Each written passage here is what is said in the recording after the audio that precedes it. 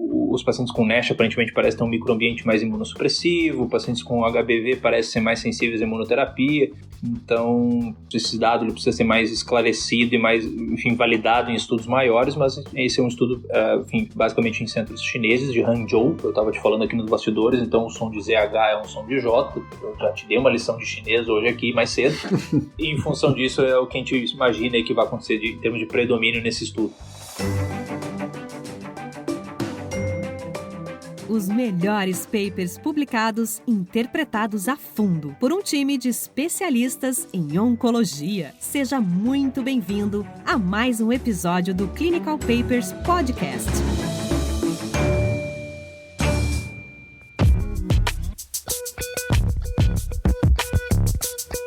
Olá, sejam bem-vindos a mais um episódio do Clinical Papers Podcast. Meu nome é Thiago Biac, eu sou oncologista clínico. Estou novamente aqui com o Dr. Alan, um grande amigo do Círio lá de Brasília, para hoje comentar sobre um artigo importante, sobre um tema que a gente já comentou alguns episódios atrás aí de carcinoma hepatocelular. E hoje a gente vai discutir um paper interessante, um paper chinês, publicado no ano passado, que fala sobre uma estratégia diferente. Na verdade, é o paper que avalia o uso de FOLFOX, mas agora intra-arterial, então um tratamento intrahepático, versus sorafenib, o estudo FOLHAIC, ou FOLHAIC, como tratamento de primeira linha para o carcinoma hepatocelular avançado.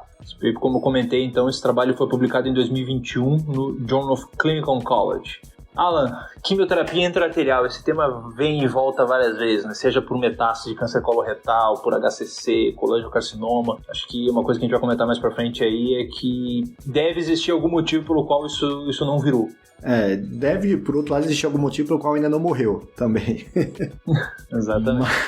Mas assim, o mais interessante desse artigo, pelo menos o motivo que a gente traz, porque é uma espécie de tratamento que é esquecida quando a gente pensa em HCC, né? Faz algum tempo que a gente já tem a atezolizumab com bevacizumab na primeira linha. Na ASCO recente, agora 2022, a gente pode até pincelar uma coisa ou outra sobre o Himalaia. Quando for publicado, vamos trazer aqui pra gente com o durvalumab, tremelimumab, outra opção de primeira linha. Mas a gente também tem essa opção de tratamento agora sistêmico, também comparado no regime de primeira linha, mais usado lá no Oriente, em países da China, e que é até contemplado em alguns guidelines, chega a ser citado no UpToDate, é aceito pela Sociedade Chinesa de Oncologia Clínica e também pela japonesa, só que a gente aqui no Ocidente acaba esquecendo bastante essa coisa de quimioterapia intra-arterial para HCC.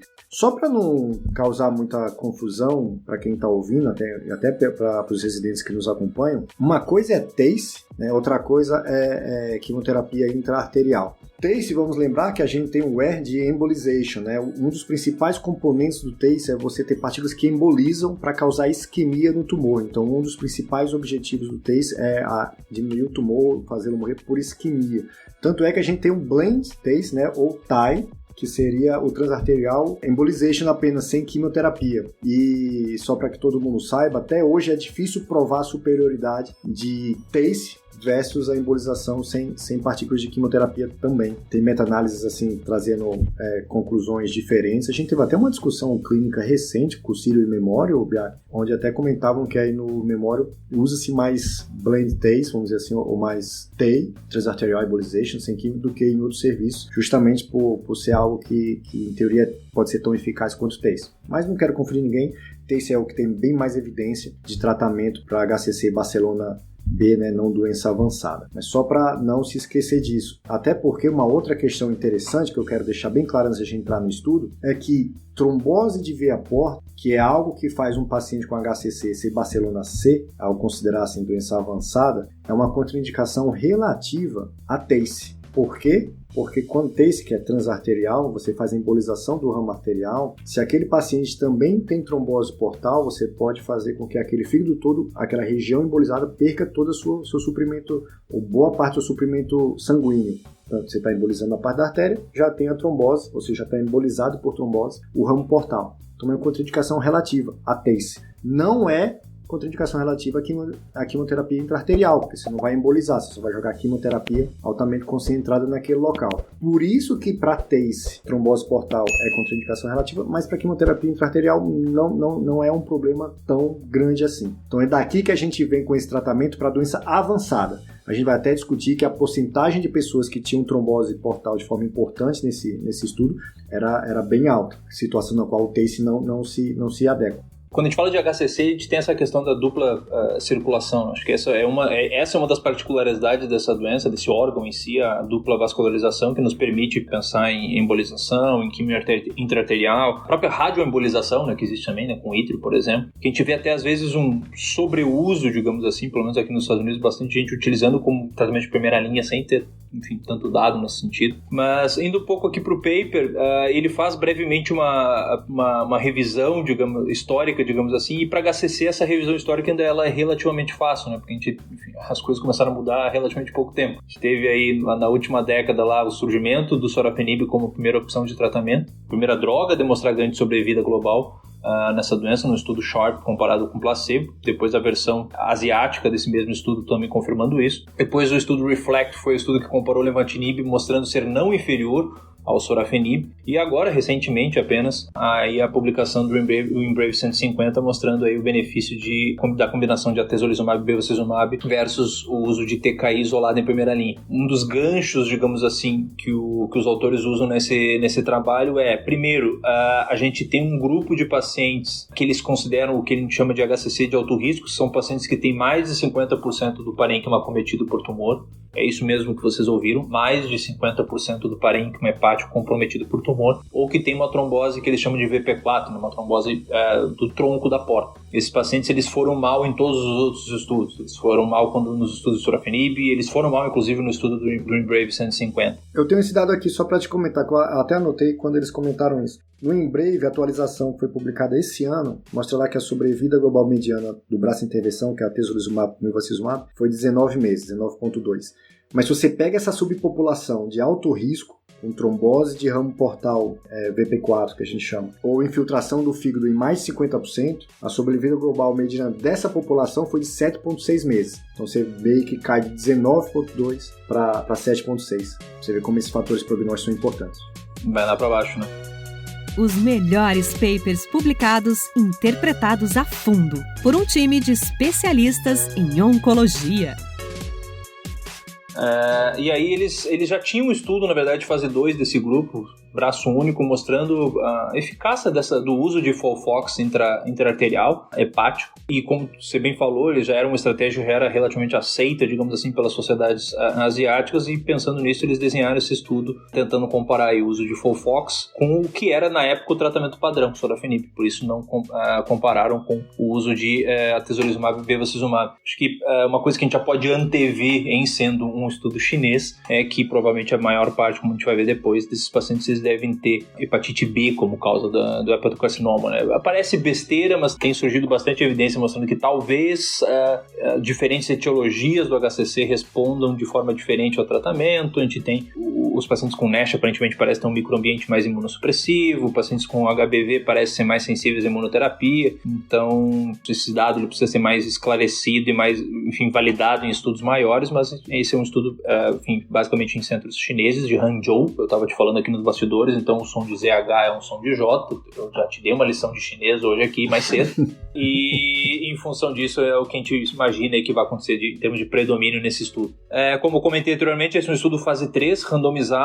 Aqui o primeiro ponto, esses pacientes eles tinham que ter o diagnóstico de HCC ou confirmados por biópsia ou o diagnóstico clínico de HCC. Então, o estudo que ainda admite aí o diagnóstico clínico de HCC, pacientes com cirrose, enfim, provavelmente aí com critérios radiológicos de hepatocarcinoma. Depois eles falam, né, os pacientes que vão para o tratamento intraarterial, eles até, enfim, eles biopsiam o fígado e biopsiam o fígado saudável, o fígado cirrótico, né, no caso, e o tumor no mesmo momento que fazem um procedimento. Mas a gente tem aí os pacientes que receberam sorafenib que não necessariamente realizaram biópsia, né? Um dos motivos pelos quais eles fizeram a biópsia também foi para fazer a análise exploratória biomolecular, assim, né, que não chega a ser a coisa mais interessante do artigo no momento. Mas uma coisa que eu queria chamar a atenção, e se eu estiver mudando um pouco do assunto, você quer seguir, você me chama a atenção, é que assim, esse foi um estudo que trouxe pacientes com doença avançada de respeito, né? Assim, doenças avançadas, bem avançadas. Para se ter uma ideia, assim,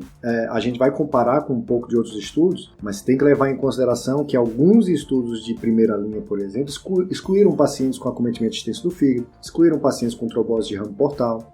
Você pode comparar diferentes estudos às vezes, que é uma coisa sempre complicada, mas como o braço sorafenib, que tem sido o braço padrão de diferentes estudos, começa a ter sobrevida globais medianas bem diferentes entre diferentes estudos, e muito das vezes essa explicação está em como foi selecionado esses pacientes. Nesse estudo que a gente está falando em questão, os pacientes tinham que ter CHC localmente avançado e ressecável, cirrose, o fígado tinha que ser cirrótico. Pacientes com metástase extrahepática ou com trombose de ramo portal não foram excluídos, pelo contrário, assim, eram aceitos os pacientes desde que a massa predominante de volume de doença fosse hepática, né? Se o paciente tivesse uma lesãozinha no fígado e múltiplas metástases em outros lugares, não é o típico da história natural dessa doença, mas se fosse esse caso, esse paciente não entrava. E o paciente tinha que ser visto em tratamento sistêmico, assim, esses pacientes não tinham recebido atezolizumab, bevacizumab ou sorafenib ou levantinib antes de entrar nesse estudo. Uma outra coisa interessante é que esse estudo aceitou pacientes até ECOG 2, enquanto vários estudos que você acompanha de ECOG 0 ou 1, e esse estudo aceitou pacientes CHARD B, se não me engano até B7, e vários estudos você vai ver, vai até só o CHARD A.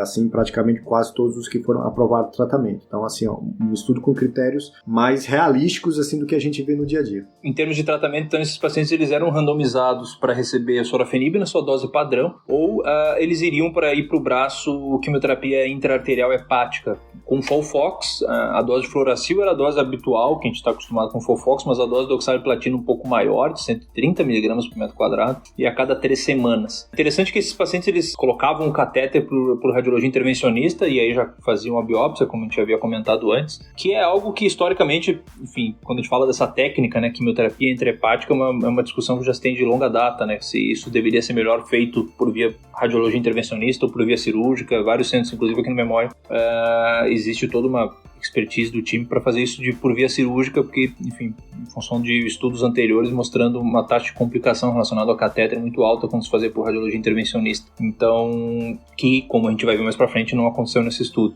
Como comentei anteriormente, esse estudo é um fase 3, então, randomizado. Foi desenhado para demonstrar um benefício de sobrevida global de 8 meses do braço sorafenib para 14 meses no braço intervenção, FOLFOX intraarterial, com hazard ratio de 0,5, então, assim, bastante ousado. Bastante ousado. Eu achei honesto eles terem escolhido o sorafenib em torno de 8 meses. Se você for levar em consideração estudos outros, por exemplo, SHARP, sorafenib foi 10,7 meses, o REFLECT, que foi não inferioridade entre sorafenib e levantinib, o sorafenib foi 12,3 meses, mas foi um estudo que excluiu pacientes de mau prognóstico. Se você pegar o EMBRAVE, sorafenib foi 13,4 meses.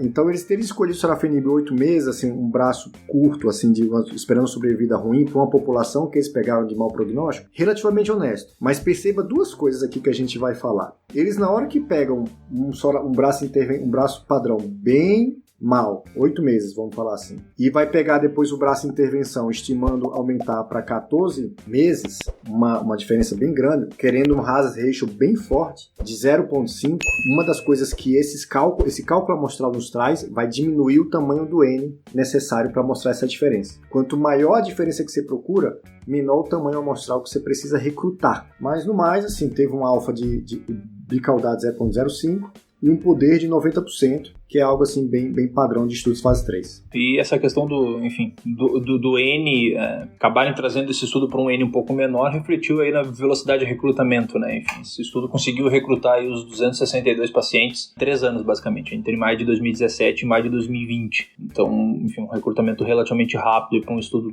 enfim, relativamente grande. Como era de se esperar? Aí ficou mais ou menos 130 pacientes para cada braço, como era de se esperar, 90%, quando a gente vai para a tabela 1 do estudo ali, 90% desses pacientes tinham a etiologia vírus B, 30% desses doentes child pool B, ou seja, B7, né, que era o que o estudo permitia, 20% mais ou menos desses pacientes com performances 2, ou seja, pacientes extremamente sintomáticos. E uma coisa que me chama a atenção, quando a gente vai para a classificação aquela que eles chamam de alto risco, que seria ou o envolvimento de mais de 50% do fígado ou trombose do tronco da porta, é metade dos pacientes desse estudo.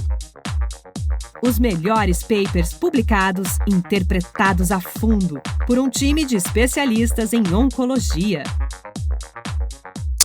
Como você bem falou, Alan, assim, tem essa questão de colocar uma sobrevida global para o braço controle mais baixa, porque é uma população de alto risco, mas isso também leva a gente a pensar que eles conhecem muito a população que eles iam incluir, né? Porque, enfim, quando o desenho do estudo aconteceu antes do estudo, e de fato, enfim, a população que eles incluíram no estudo, enfim, uma parcela de doentes bastante doente. A gente tem uma noção, o diâmetro médio aí do tumor medido no estudo era mais ou menos de 11 centímetros em cada braço, então um grande volume de doença hepática, como tu havia comentado, e às vezes permitia ali um volume pequeno de doença metastática, porque não faria sentido, enfim, um estudo de paciente com um grande volume de doença metastática, a gente fazendo quimio intrahepática, né? Então, interessante. Uma coisa que torna essa população interessante é que ela lembra mais nossa população SUS aqui do Brasil do que da maioria dos estudos de fase 3 que a gente aprova nossos tratamentos. Sem falar que no SUS não temos, nem teremos tão cedo, imunoterapia para HCC. Mas temos FOLFOX, temos químio no SUS. Lógico, teria que ter todo um treinamento para fazer essa técnica. Mas a gente está falando aqui de uma população que 30% dos pacientes eram chá de B. 0% dos pacientes eram chá de B em grandes estudos de fase 3 para terapia de primeira linha de HCC avançado.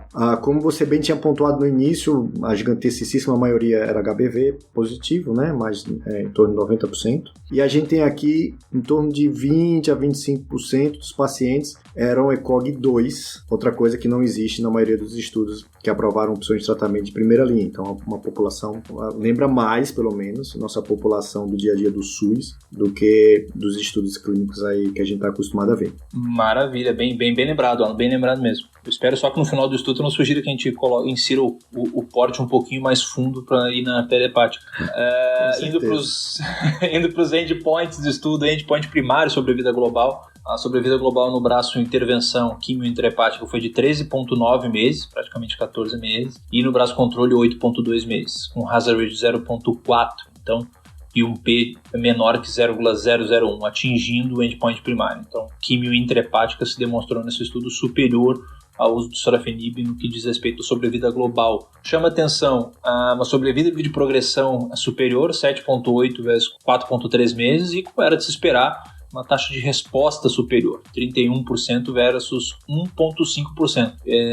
A taxa de resposta baixa com sorafenib também, né? Como você havia comentado, enfim, a gente está falando de uma população que muitas vezes não foi nem incluída nos demais estudos, mas aqui realmente mostrando, enfim, uma performance que deixa bastante a desejar do sorafenib isolado nessa população de doentes. E aí também o artigo cita uma parcela desses pacientes que tiveram resposta com quimio intrahepática que foram para ressecção. E aí isso bagunça estatística, né? A gente está falando ali de duas curvas bonitinho, de duas intervenções com tratamento sistêmico, mas no momento que a gente eventualmente consegue levar um paciente desse para uma intervenção cirúrgica ou radiointervenção, algo com intuito curativo até eventualmente, aí esse paciente resseca e fica sem evidente doença. Óbvio que nada pode ser melhor do que isso em termos de sobrevida global, e é óbvio que a gente vai puxar essa curva para cima, né? Não, exato. Agora é um pouco a diferença entre eficácia e efetividade. Assim, a gente fica no mundo ideal onde a gente não fosse comparar dois tratamentos, a gente não vai atrapalhar ou mudar a intervenção em nenhum desses tratamentos, a gente vai comparar direitinho o que é quimio intra-arterial e o que é o sorafenib.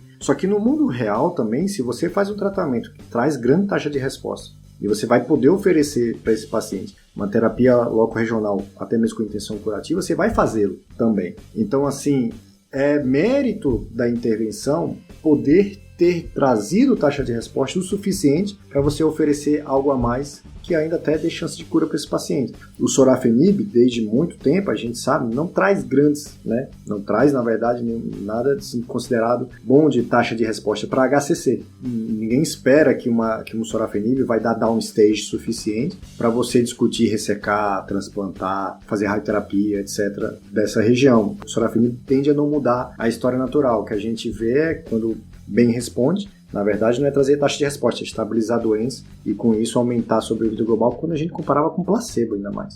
Então é mérito da quimioterapia intra-arterial poder trazer downstage em torno de 10 pacientes, um pouco mais, de forma a oferecer tratamentos a mais melhores que tragam mais sobrevida global para esses pacientes. E falando um pouco a respeito de toxicidade, como era de se esperar, na verdade a gente teve menos toxicidade sistêmica, né, com quimio intraarterial, teve 20% dos pacientes com toxicidade grau 3 ou 4 versus 48% dos pacientes que receberam sorafenib. Chama atenção o dado de mediana de tratamento. A mediana de tratamento de quimio intrahepática foi de 3 ciclos. A gente está falando aí de ciclos que se repetem a cada 3 semanas, então a mediana foi basicamente 9 semanas de tratamento, um pouco mais de 2 meses. Óbvio que a gente está falando de um número mediano, mas quando a gente olha as curvas que são apresentadas no paper, elas se separam de uma forma bastante significativa desde o começo, né? Então, assim, aparentemente parece que realmente para essa população selecionada, o tratamento ele foi superior ao sorafenib. O receio que existe por parte da comunidade, que é a questão de complicação relacionada ao catéter, a incidência foi baixa, foi de 4,7%, para ser mais exato, nos pacientes no grupo intervenção nesse estudo. Naquela população que a gente comentou algumas vezes de alto risco, né, de trombose em tronco da porta, que é o que chama de BP4, ou mais 50% acometido do fígado, a gente teve uma sobrevida global mediana de 10,8 versus 5,7 meses, assim, praticamente duplicou, deu um hazard ratio de 0,34. Absurdo. Então, aparentemente, quanto mais avançada é a doença no fígado, mais a quimioterapia intraarterial é superior à sorafenib. A gente sabe, atualmente, desde o Himalaia agora, né? Os estudos devem parar de usar sorafenib como braço padrão, né? Assim, agora é bater em cachorro morto. Assim. Perdeu para todo mundo, empatou com o levantinib, tendo o levantinib superado em alguns desfechos secundários, mas foi não inferior em questão de sobrevida global, e desde então, graças a Deus, né, e a ciência, todos os novos tratamentos têm sido superiores a sorafenib, depois de mais de uma década, onde sorafenib veio aí imbatível quando comparado com qualquer novo tratamento. Então, assim, eu acho que os próximos tratamentos, ou próximos estudos, tem que comparar com novos tratamentos, não pode ser mais sorafenib. Clinical Papers Podcast. A medicina que você faz hoje pode não ser a de amanhã.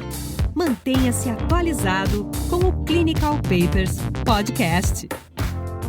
Uma das maiores críticas desse estudo é que a gente está comparando justamente com isso, com um braço que não é mais o nosso padrão de primeira linha. Você vai pegar um paciente com HCC avançado, você vai querer oferecer quimioterapia intraarterial, ou você vai querer oferecer atezbev, durvalumab, tremelimumab? A gente não tem essa resposta para dizer agora. Quem sabe até no futuro possa se associar às duas coisas, não sei, vai depender de toxicidade. Essa é a questão. Na nossa clínica privada, onde você tem imunoterapia para oferecer como primeira linha, você não sabe onde você encaixa isso aqui. Você pode encaixar depois de paciente muito avançado, você pode usar para pacientes que têm realmente um volume de doença absurda, nos quais você já sabe de antemão que os outros estudos mostraram desfechos péssimos de sobrevida global e até de taxa de resposta nessa população de altíssimo risco. Você pode começar a fazer isso aqui, se tiver alguma resposta, depois fazer. Fica um pouco bagunçado o que você pode fazer tendo as opções que você tem em mente hoje. Você tem algum paciente onde você encaixaria essa quimioterapia intraarterial? O que a gente considera aí como padrão hoje, basicamente, seria as combinações envolvendo imunoterapia em primeira linha, né? Seja combinado a bevacizumab como no Brave ou a combinação com a anti-CTLA-4 como no Himalaia, e não vai ter essa comparação direta entre essas duas estratégias. A gente sabe que tem um grupo de pacientes que eventualmente eles podem ter contraindicações ao uso de imunoterapia, seja por alguma doença autoimune pré-existente ou paciente transplantado, que eu acho que hoje é o grande grupo de pacientes com HCC que recebem TKI na primeira linha de tratamento. A gente não tem dado de segurança, ou pelo menos eu desconheço grandes dados a respeito de quimio intrahepática no fígado transplantado. Eu acho que, enfim, é uma coisa de se estudar e vai ser o meu dever de casa, inclusive. O sorafenib acabou, para a grande maioria dos pacientes, não sendo mais essa opção de primeira linha. Eu acho que, assim, a gente está falando de um tratamento primeiro, que a gente deve eventualmente pensar e discutir para pacientes que têm um grande volume de doença hepática e, no máximo, um pequeno volume de doença metastática. Eu diria ainda mais, talvez para um grupo de pacientes que tem a doença exclusivamente no fígado, pensando em aumentar ao máximo, maximizar a taxa de resposta para uma eventual intervenção cirúrgica lá na frente. Quando a gente fala de um paciente de Barcelona C, tem vários tipos de Barcelona C, né? Eventualmente pode existir o Barcelona C, que é uma doença predominantemente única, digamos assim, volumosa, que eventualmente com tal stage pode considerar aí ressecção no futuro. E tem o Barcelona C, que é o cara que tem, enfim, doença multinodular. Tem uma publicação de um autor chamado Kudo, que fala lá dos critérios up to 7, lá, né, que eles demonstram no estudo que para pacientes que têm mais de 7 nódulos, aparentemente, mesmo que ainda com Barcelona B, esse subgrupo de pacientes se beneficiaria de tratamento sistêmico e desencanar de tratamento direcionado ao fígado. Acho que esse é um capítulo ainda em HCC muito nebuloso, né? Quem que é o paciente que teoricamente é Barcelona B, mas que não adianta eu ficar insistindo no fígado mais, fazendo TACE, etc., porque esse paciente tem um risco, enfim, de doença sistêmica que é absurdamente alto. Então, acho que isso é um assunto ainda bastante nebuloso. Acho que isso e essas diferentes preditores de resposta aos diferentes tratamentos. Mas, sem dúvida, é um estudo, enfim, que chama atenção. Ele está falando, como você falou, né, a gente fala de uma combinação de quimioterapia amplamente disponível, que no Memória tem bastante, enfim, estudo com quimio intrahepática, e a maioria deles usa o que a gente chama de FUDR, né, um análogo aí, digamos assim, do Simfloracil, mas que tem uma concentração no fígado infinitamente maior, com menos toxicidade sistêmica. E ainda assim, eles, depois dos primeiros estudos, eles viram que quando isso causava uma parcela razoável de estenose biliar, em função disso, acaba se utilizando hoje em dia junto com dexametasona para diminuir isso.